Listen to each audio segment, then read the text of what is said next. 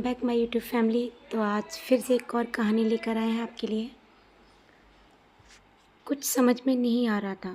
सूरज बौखलाया। सगी माँ का देहांत हो गया और बेटों को ही खबर नहीं। पूरा हफ्ता निकल गया। तुमने मोहन नगर फ़ोन किया? सूरज का चेहरा काला पड़ गया। शक पकाकर उसने नज़रें झुका ली। विजेंद्र जी अब भी उसे हैरानी से देख रहे थे। तो तुम्हें अभी तक खबर नहीं मिली? नहीं। अजीब बात है। मन ही मन बुदबुदाकर उन्होंने एक ऑटो रोका, उसमें अपना सामान रखा। बोले अभी तो मैं चलता हूँ, मेरी ट्रेन का समय हो रहा है। 20 तारीख को वहीं मिलूँगा, धीरज रखना। और उसकी पीठ थपथपाई व रवाना हो गई। सूरज कुछ देर भूत बना खड़ा रहा। उसे अभी भी विश्वास नहीं हो रहा था। पीछे एक कार ने हॉर्न दिया। विचारों के भंवर से बाहर निकल सूरज ने बाइक स्टार्ट की और उदास मन से घर की तरफ मुड़ गया। उसे अचानक आया देख उसकी बीवी शालिनी घबरा गई। पानी का गिलास देकर चिंतित होकर पूछने लगी, तबीयत तो ठीक है ना? सूरज बोला हाँ। फिर ऑफिस से इतनी जल्दी कैसे लौट आए? शालिनी, सूरज का गला सूख गया। माँ नहीं रही। ओह कब? कैसे? 7 दिन हो गए। क्या? वो चीख पड़ी। 7 दिन हो गए और हमें अभी तक खबर नहीं? किसने कहा आपसे? विजेंद्र जी ने। यहाँ किसी काम से आए थे, अचानक बाजार में मिल गए। मगर शालिनी चौंक कर बोली, अजीब बात है, आपकी माँ और आपको ही खबर नहीं? बड़े भैया का भी फ़ोन नहीं आया? क्या उन्हें भी खबर नहीं मिली होगी? लगता तो यही है। भारी मन से फ़ोन उठा। उसने सोहन भैया के पास फ़ोन किया। खबर सुनकर सोहन को भी आश्चर्य हुआ। कमाल है, इस बात की सूचना क्यों नहीं दी गई हमें? आजकल तो गांव-गांव में एसटीडी की सुविधा उपलब्ध है। कहीं विजेंद्र जी को गलत खबर तो नहीं मिली है? या बुआ जी ने खुद उनको फ़ोन किया था? कुछ भी समझ में नहीं आ रहा। सोहन बोला, सगी माँ का देहांत हुआ है और बेटों को ही खबर नहीं। पूरा हफ्ता बीत गया। मोहन नगर फ़ोन किया, तूने किसको करता? वहाँ किसी का नंबर भी तो मालूम नहीं। सूरज बोला, आपको मालूम है? किससे पूछें? सूरज बोला, दीदी को फ़ोन लगाकर पूछें। हंसेंगे नहीं वो लोग हम पर। ऐसा करते हैं, कुछ सोचकर सोहन ने उसे फ़ोन रखने को कहा। दूसरे ढंग से पूछते हैं। और सूरज के फ़ोन रखने के बाद सोहन ने अपनी पत्नी को कुछ समझाया। फिर ज्योति ने सोहन की बहन सीमा को फ़ोन लगाया और उधर से फ़ोन उठाने पर ज्योति ने पूछा, हेलो, मुझे सीमा से बात करनी थी। मैं उसकी सहेली बोल रही हूँ। या पास में ही आई थी, सोचा मिल। क्या? कब? ओह अच्छा अच्छा। और फ़ोन रख दिया। सोहन सिर पकड़कर बैठ गया। खबर सच्ची थी, मगर उन्हें मिली क्यों नहीं? सब रिश्तेदारों को मिल गई, सिर्फ उन्हें ही नहीं दी गई। सगे बेटों को दाह संस्कार के बाद उठाने पर सारे रिश्तेदार आए होंगे। उस दिन भी दोनों बेटों को जब नहीं पाया होगा तो कितनी बदनामी हुई होगी। अपने आप को अपमानित महसूस कर सोहन की गर्दन झुक गई सी। सूरज को फ़ोन कर दिया। वह जाने की तैयारी में जुट गया।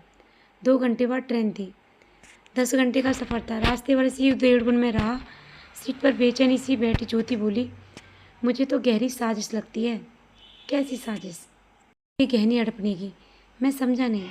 अरे सीधी सी बात है, हम सब पहले पहुंच गए होते तो माँ जी के गहने हम दोनों भगों में पड़ते। लेकिन अब न पहुंचने पर ले लिए होंगे किसी ने। किसने? उसी ने जो हफ्ते भर से आकर बैठी है, घृणा से ज्योति बोली। सोहन ने कोई जवाब नहीं दिया। अगले दिन सुबह 9 बजे के लगभग दोनों वहाँ पहुँचे।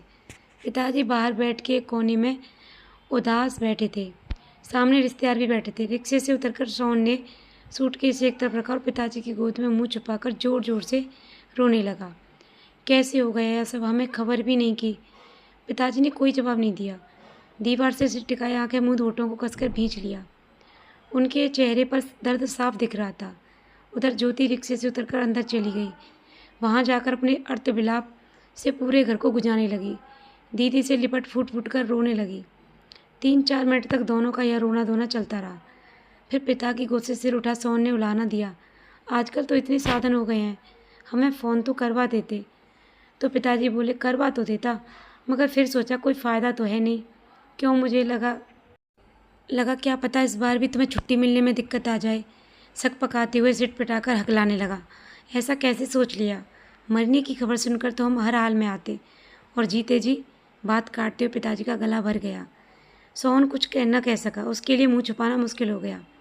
पिताजी से ऐसे बर्ताव की उसने सपने में भी कल्पना नहीं की थी। पिताजी ने एक ही बार में उसका पूरा जीवन चरित्र उधेड़ कर रख दिया था। सोहन के लिए वहाँ बैठना मुश्किल हो गया, मगर उठकर जाता भी कहाँ, क्या घर छोड़कर वापस चल देता। उसी समय सूरज और उसकी पत्नी का रिक्शा रुका और शालिनी रोती हुई अंदर चली गई। सूरज पिता के गले से लिपटकर स्वर्गीय माँ को याद कर रोने लगा। उसका चेहरा आंसुओं से भीग गया और तो दिल गम से बस हाय माँ ओ माँ का विलाप करता रहा। कुछ मिनट रोने के बाद उसने हिचकियाँ लेते हुए पिताजी को उलाना दिया। खबर तो करनी थी, हमें कैसे करता। बात काटी पिताजी ने अपनी लाचारी बताते हुए कहा, मैं अकेला बूढ़ा दाह संस्कार का इंतजाम करता या तुम्हें फ़ोन करने जाता। किसी को भी कह देते, ऐसे वक्त में तो हर कोई मदद करने आ जाता है। सब कहने की बात है बेटा। ठंडी सांस लेते हुए पिताजी ने सावलिया निगाहों से कहा, आज के ज़माने में लोगों को अपनों के लिए समय नहीं मिलता तो परायों के लिए कौन करता है। सूरज सक पका गया। वह समझ नहीं पाया कि पिताजी वास्तव में जमाने की शिकायत कर रहे हैं या बेटों को सुना रहे हैं, और उनका चेहरा देखता रह गया। वह पिताजी के मुंह फेर बाहर सड़क की तरफ देखने लगे। सूरज के लिए वहाँ बैठना मुश्किल हो गया। सूरज के तन बदन में आग सी लग गई। मन तो हुआ पिताजी से पूछे कि माँ के मरने पर 8-10 घंटों के अंदर ही सारे रिश्तेदार आ गए थे, किसने किए थे इन सबको फ़ोन?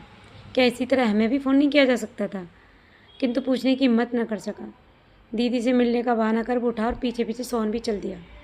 अंदर सीमा दोनों बुआओं के संग किसी काम में व्यस्त थी। कमरे में जाते ही सूरज ने सोचा दीदी दोनों भाइयों को देखते ही दौड़ती उनके गले लग के लिपट कर फुट फुट कर रो पड़ेगी। फिर दोनों भाई उसे सांत्वना देंगे, किंतु ऐसा कुछ भी नहीं हुआ। सीमा ने एक पल के लिए उचटती नज़र उन पर डाली और अपने काम में व्यस्त हो गई। सूरज और सोहन कट कर रह गए। चुपचाप ज्योति और शालिनी के पास जाकर बैठ गए। चारों को एक एक पल काटना मुश्किल हो रहा था।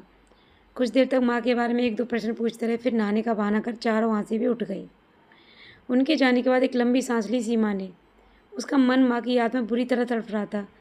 जिस रात माँ की मौत हुई उससे एक दिन बाद ही सीमा व छोटी बुआ वहाँ पहुँची थी। रात 1 बजे के लगभग माँ को घबराहट होने लगी। पिताजी डॉक्टर को बुलाने जाने लगे तो माँ ने हाथ पकड़कर रोक लिया। पिताजी ने हाथ छुड़ाकर जाना चाहा, लेकिन माँ ने पुनः रोक लिया। पर टूटे स्वरों में कुछ बड़बड़ा रही थी। उन्हें आभास हो गया था कि बिछुड़ने का समय आ गया है। वह नहीं चाहती थी कि अंतिम समय में जब प्राण निकलें तो पति भी सामने न रहे।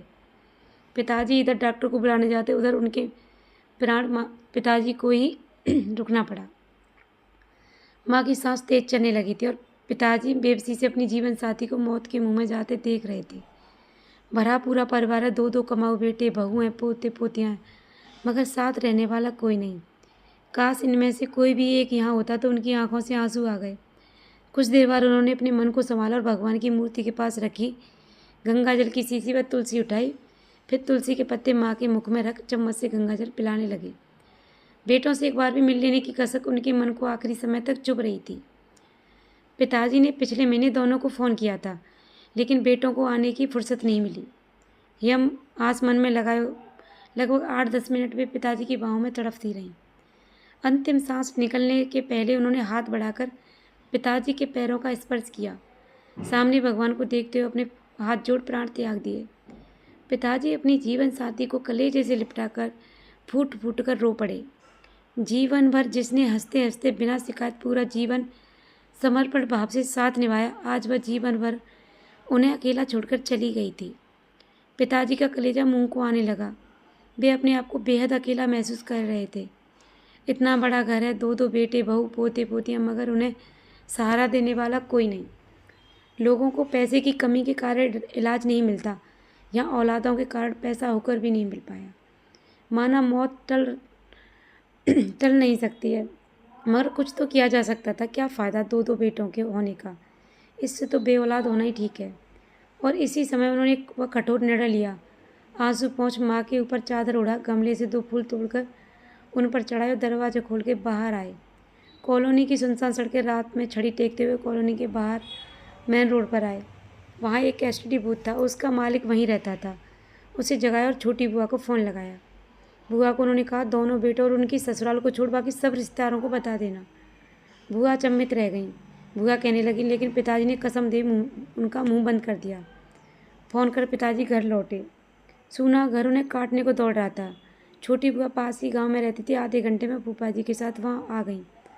आते ही पिताजी के गले लग फूट फूट कर रो पड़ी। पिताजी भी बच्चों के समान बिलखने लगे। छुटकी, एकदम अकेला रह गया हूँ मैं।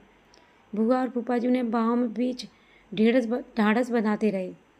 2 घंटे बाद सीमा अपने पति व बच्चों के संग आ गई। थोड़ी देर बाद बड़ी बुआ भी फूफाजी व बच्चों के संग आ गई। घर में कोहराम मच गया। पिताजी को धीरज बनाते हुए सबने समझाना चाहा, अच्छा लगेगा 2-2 बेटों के रहते कोई अन्य चिता को अग्नि दे। पिताजी की आवाज़ अब थरथराने लगी थी। जीते जी क्या कम जला चुके हैं वे? इसे अब मरने के बाद क्या फ़र्क पड़ता है, कौन फूंक रहा है? पिताजी ने 2 टूक में मना कर दिया। उनकी जिद के आगे सबको झुकना पड़ा। सुबह 9 बजे तक और रिश्तेदार भी आ गए थे। उन्हें मुखाग्नि पिताजी ने खुद दी। सोहन ने ठंडी सांस ली। शाम हो गई थी। सोहन एक कोने में जाकर सिर झुकाकर बैठ गया। उसका चित्त बेहद अशांत था। पिताजी के मात्र एक निर्णय ने उसके व सूरज के व्यक्तित्व का एक एक तिनका उड़ा दिया था।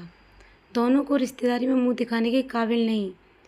सभी रिश्तेदारों को मालूम हो चुका था कि पिताजी ने स्वयं ही दोनों बेटों व उनके ससुराल वालों को समाचार देने से मना कर दिया।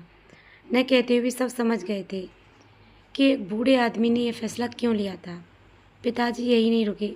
उन्होंने रिश्तेदारों को भेजे जाने वाले शोक पत्र पर भी सिर्फ अपना ही नाम दिया था, बेटों का नहीं। ये पत्र रिश्तेदारों में हर एक के यहाँ पोस्ट हुए, दूर दूर के रिश्तेदारों को भी। बस नहीं हुए तो सोहन, सूरज व उनकी ससुराल में। शर्म से सोहन की गर्दन झुक गई। उसके सामने अब एक भारी समस्या थी। 3 दिन बाद कैसे करेगा वह सबका सामना? रिवाज के मुताबिक उस दिन मृतक के बेटे को पगड़ी बनती है। पिताजी ने इस रस्म के लिए भी साफ मना कर दिया था। इसके बदले उन्होंने सत्यनारायण भगवान की कथा रखी। अब इसके लिए क्या जवाब देगा सोहन? रिश्तेदारों को पगड़ी नहीं होने का कारण तो सब पूछेंगे। घबराए सोहन व सूरज ने अभी कुछ समय पहले ही पिताजी से इस रस्म के लिए याचना की थी, लेकिन पिताजी ने साफ लताड़ दिया था। मतलब क्या है पगड़ी की रट लगाने से? पगड़ी उसे बनती है जिसने जीते जी सेवा की हो। जब सेवा ही नहीं की, उल्टे जी चुराया हो, तो क्या मतलब है बेफजूल ढोंग करने से? इसके बाद सोहन उठा और किसी काम का बहाना कर घर से निकला। फिर एक कॉलोनी में जा वहाँ के एसटीडी से अपनी व सूरज की ससुराल फ़ोन लगाया और पिताजी की नाराज़गी भी बता दी और उनसे प्रार्थना की कि किसी तरह पगड़ी के लिए राज़ी करवा लें। अगली ही सुबह शालिनी और ज्योति के माता पिता व अन्य परिजन भी आ गए और हाथ जोड़ माफ़ी मांगी, विनती भी की। पिताजी के चेहरे पर अकड़ के कोई चिन्ह नहीं थे। पिताजी बोले, आप व्यर्थ सोच विचार कर रहे हैं साहब। मेरे मन में किसी के लिए कोई शिकायत नहीं है। फिर हमसे क्या नाराज़गी रही? हमें खबर ही नहीं की। ऐसा है? पिताजी के चेहरे पर मुस्कान उभरी। जिनके पत्र आते रहे कुशल पूछने के लिए, उनके नंबर थे मेरे पास। हड़बड़ी में वही खबर करवा सका। दोनों समधी देखते रह गए। पिताजी ने बेहद सादगी से उन्हें उलाहना जो दे दिया था। एक पल चुप रहे बड़े समधी ने बात संभालनी चाहिए। इन लोगों ने आपके साथ ऐसा व्यवहार रखा, हमें तो सपने में भी इस बात का पता नहीं था। आप यदि एक बार भी पत्र डाल देते। अरे मैं तो समझता रहा आप सब जानते होंगे। नहीं, मामला समझता था। एक बड़े समधी बोले, हमें आवाज़ तक नहीं था। अजीब बात है। पिताजी की आवाज़ थोड़ी भर्रा गई। बहुएं हर साल छुट्टियों में मायके पहुंच जाती थी। आपने कभी नहीं पूछा कि वे सास ससुर के पास कब जाती हैं? जी, सास ससुर की इच्छा नहीं होती अपने पोते पोतियों से मिलने की? दोनों समधी और उनके परिजनों को काटो तो खून नहीं। पिताजी ने कितने साफ शब्दों में बहुओं की सेवाहीनता का दुखड़ा बयान कर दिया था। सबके सिर झुक गए। पिताजी की रुधी आवाज़ अब थरथराने लगी थी। समधी जी, बेटी से माँ बाप यह तो ज़रूर पूछ लेते हैं कि सास ससुर का व्यवहार कैसा है, लेकिन कभी ऐसा क्यों नहीं पूछते कि तुम्हारा व्यवहार उनके लिए कैसा है? वे तो उल्टे खुशी होते थे कि उनकी बेटी को कोई झंझट नहीं है, स्वतंत्र हैं अपनी गृहस्थी में। लेकिन यदि आप उनकी बहू वो इसी तरह स्वतंत्र रहना चाहें तब वे काँप उठे। कुछ पलों की खामोशी के बाद दोनों समधियों ने अपनी बेटियों के व्यवहार के लिए हम क्षमा चाहते हैं, अब वे ऐसा कभी नहीं करेंगी। खैर, इसे अजमाने की ज़रूरत नहीं पड़ेगी। पिताजी ने आदरपूर्वक उनसे कहा, मैंने दूसरे इंतजाम कर लिए हैं और 13वें के दिन इन इंतजामों का खुलासा हुआ। कथा आरंभ होने से पहले बड़े फूफाजी ने घोषणा की, यह मकान पिताजी ने हाई स्कूल के छात्रावास के लिए दान कर दिया है। माँ के गहने बेच पिताजी ने स्कूल के नाम से एफडी करवा दी है। छात्रों से किराया और एफडी का ब्याज स्कूल पर पिताजी की देखभाल अच्छी तरह कर लेगा। उनके बाद यह सब स्कूल का हो जाएगा। सुनते ही ज्योति व शालिनी शर्म से गड़ गईं। अभी तक अपने दुर्व्यवहार से उन्होंने सास ससुर के जीवन में जो अंधेरा किया था उसका यही फल था। तो आप लोग बताना आपको ये कहानी कैसी लगी। अगर आपको ये कहानी अच्छी लगी हो तो प्लीज़ अच्छे से कमेंट करना और अब आप हमारे चैनल पर नए हो तो प्लीज़ हमारे चैनल को सब्सक्राइब करना, लाइक करना, शेयर करना। Thank you so much. Bye bye everyone.